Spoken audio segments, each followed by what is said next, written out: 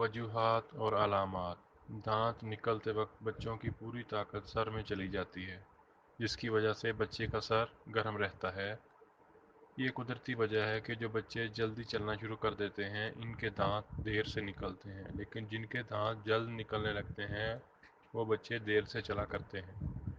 دانت نکلتے وقت بچوں کے مسوڑوں میں خارش ہوتی ہے، آنکھیں دکھنے لگتی ہیں اور کئی بار دست لگ جاتے ہیں۔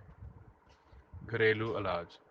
بچوں کے مسوڑوں پر صبح و شام شہد ملنا چاہیے۔